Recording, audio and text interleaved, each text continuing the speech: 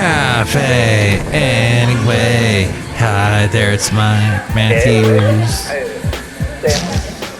Mike's Daily Podcast. FF episode 2545. Hello, it's Mike Matthews. I have a cat on my lap named Rocky. Mike's Daily Podcast. And I think we'll probably have him as the podcast picture. Do you know of any other podcast that has a podcast picture on every single one that it puts out as Mike Matthews is my name? I am singing to you song, saying stuff. I was saying stuff to you in the song for the show called Mike's Daily Podcast. There we are. And the last podcast picture had the wonderful Alameda Creek, which is a Mike's river now. Daily It's a coming down. Podcast. I guess it could be even higher, Yeah. but we don't want that. And today, well, yesterday and early this morning, we had lots and lots of rain. Once again, a leak at the bottom of my house in the basement area. That wasn't as bad as New Year's Eve, but nothing was as bad as 2022. Did not like that year at all. The only good thing was this cat that's on my lap, Rocky. We got him. He's a good guy. He's an indoor cat, which is interesting because I thought I was allergic to cats.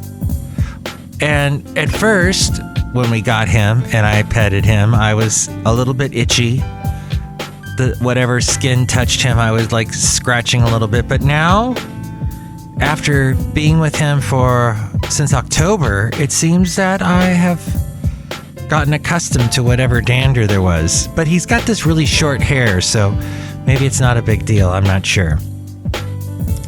But yes, this is the podcast, A Cafe Anyway, where we allow cats and dogs and people that are allergic to them and anyone who is allergic to cats or dogs, because we have cats and dogs here, they are welcome to their own cone of silence that comes down and separates them from And here's today's podcast picture. their hideous allergy that's bugging them. The podcast picture is of Rocky. Oh, and he is sticking out his tongue. I guess some cats do that when they're really, really happy. They stick out their tongue like dogs do. So see that picture at mikesdailypodcast.com. I am not a podcast that has a gazillion listeners. I'd be happy with even a zillion listeners. We just got some listeners, and you are apparently one of them because you're listening now. And the late great Basil the Boxer, he's saying all this cat talk. Shut up with all the cat talk. No, he was just mystified by cats. He would stare at them and say, I don't get it. So Republicans now apparently are in favor of McCarthy as Speaker. A majority of Republicans support Kevin McCarthy's election to the House speakership. This according to the National Review. This despite the chaos surrounding the speakership race. 59% of Republicans approve of McCarthy's election. 21% disapprove. Though McCarthy only recently became Speaker of the House, 42% of Republicans approve of how he's handled the position so far.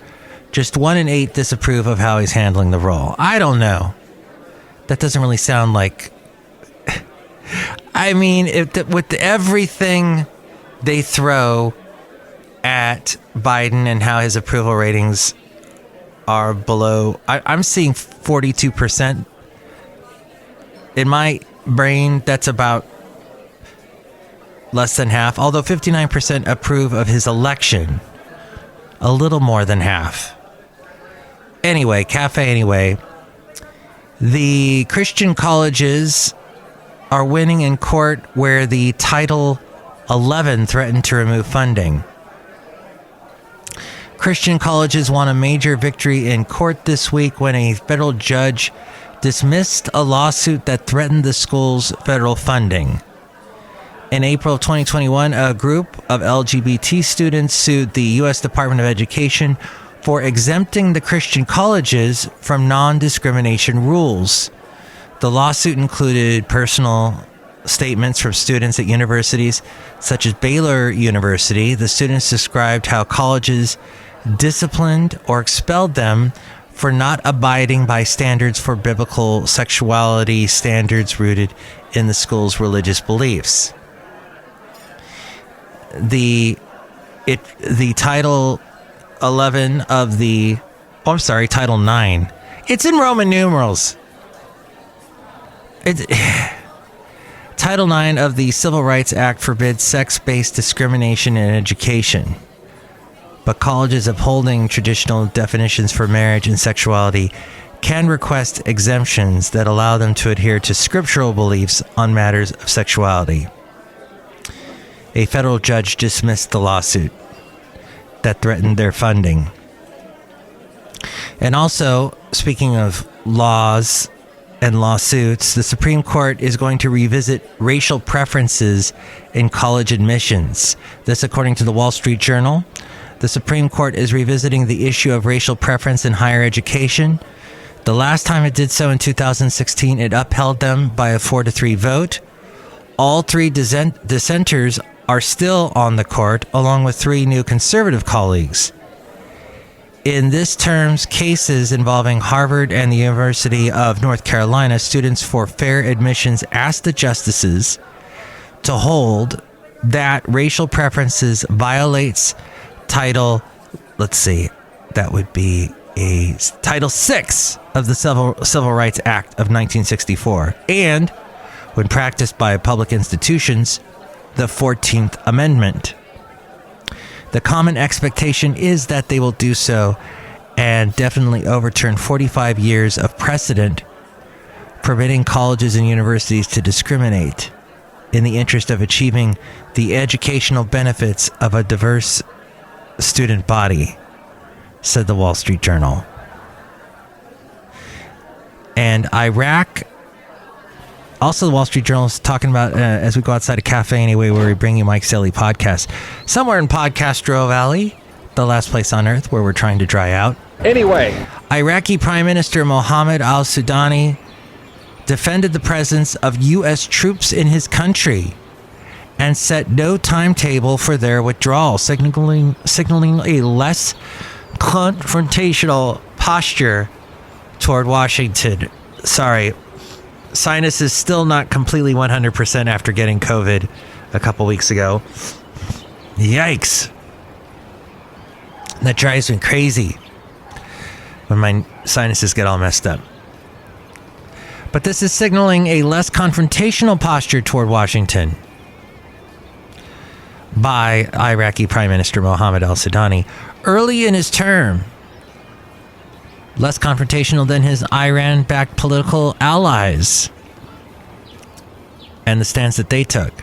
Until now, Mr. Sudani had been publicly silent about his views on keeping U.S. forces in Iraq, saying only that he would consult Iraqi commanders. Some pro-Iranian militia leaders and Mr. Sudani supporters in parliament are pressing him to reconsider the U.S. presence.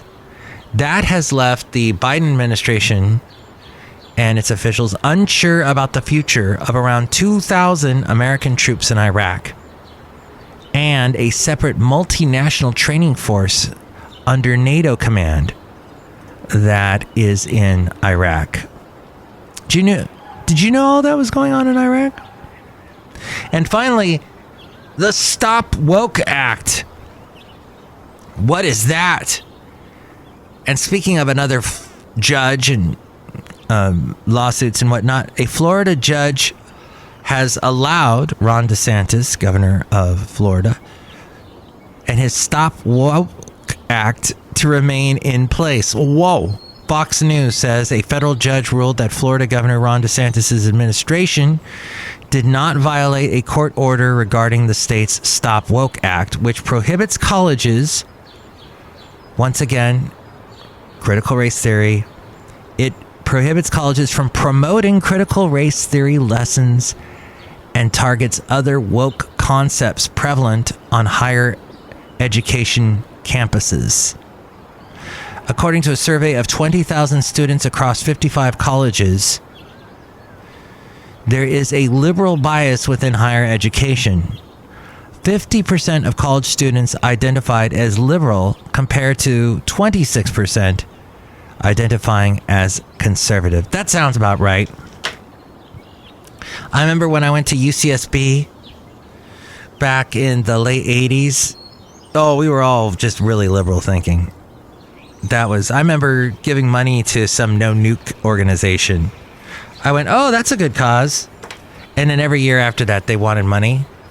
And they wanted more money. I only gave them like $10, but every year they wanted more money and more money. But you know, my $10 helped us keep nuke free, at least for the past 35 years or so. So you're welcome. Outside a cafe, anyway, somewhere in Podcastro Valley, the last place on earth. Look who's here. Hello, Mega Master, it's Madame Rootabega, and I am so sorry about your sinuses. Oh, Yes, it's a thing. But you know what? I might take a day off or two from the podcast. I might get interrupted to let some of this heal up. That's Michael Master, you should have some cabbage. Oh, a little cabbage. That might help me, yeah. Do you like sauerkraut? Yes. Do you like kimchi? Yes.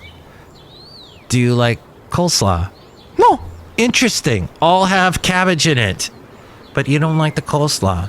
I'm a very complex person. Woo! Madame Rootabega. Right there. Look who else is here. Hello there, Mike. This is Valentino, the banking attendant. And this is Bison Bentley. Do you know that? Mike, that was really interesting what you were talking about, D, with all those lawsuits and whatnot. D. Yeah. Last year. Do you know that? Oh, there's this one last lawsuit story. Liberal men, this according to Life News, are getting vasectomies in record numbers to protest abortion bans across the country in the wake of the Dobbs decision overturning Roe versus Wade. Reports of increased numbers of vasectomies have been coming in over the last 6 months following the summer ruling from the Supreme Court. In fact, reports began surfacing after Texas became the first state to successfully ban abortions in late 2021. And according to Yahoo, vasectomies offer a form of permanent birth control for men, and roughly 500,000 are performed every year in the United States.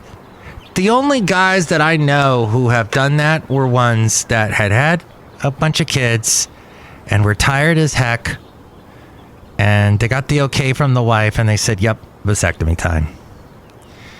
But this is interesting. I bet most of these liberal men are either really, really young or really, really old, like me.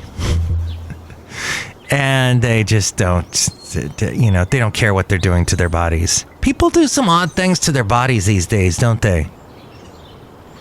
The most altering thing that I've done to myself is I had a tooth get cut in half when I was about 12 in a freak accident at lunchtime. Outside, we're at the lunch tables, and somebody took a baseball bat and tried to psych me out with it. Like I was turning my head and they wanted to make it look like the baseball bat was coming right towards my face and scare me.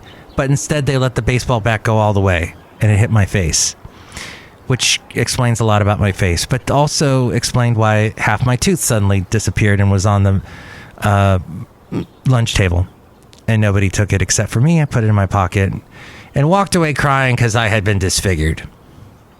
Then, years later, but I did get the little rods stuck into the tooth, and then they added a accoutrement. They added an addition to it, so it looked like a normal tooth. And I had that from about 12 all the way to about 24, 25. When I had a crown put on it, and it's still the same crown all these years later. So that was it. But getting anything else done, I know it's slightly different for men. Women can have a lot more things done. But no, thank you. That's just how I'm thinking about it. But that's about how I think about a lot of things as we talk about this, as we're outside a cafe anyway, somewhere in Podcastro Valley. Can you hear that water rushing? Oh, it's really rushing because it's so close to cafe anyway. That creek, that was just a tiny little creek. Now it's this raging, roaring river. Look out for that roaring. And hear me roar. Next show, it'll be the wonderful Chely Shoehart, Floyd the Floorman, John Deere the engineer. You can chime in about anything we covered today and let me know what you think, your interesting insights. 336MM Daily. 3 plus 3 equals 6. MM is in Mike Matthews Daily, as in what this podcast is. Call now. 336MM Daily. And with more ways to reach me, it's A-Frame. Mike's Daily Podcast is written and produced and performed by Mike Matthews. His podcast is super easy to find. Download or listen to his show and read his blog at mikesdailypodcast.com. Email Mike now at mikesdailypodcast@gmail.com. See you tomorrow. Bye!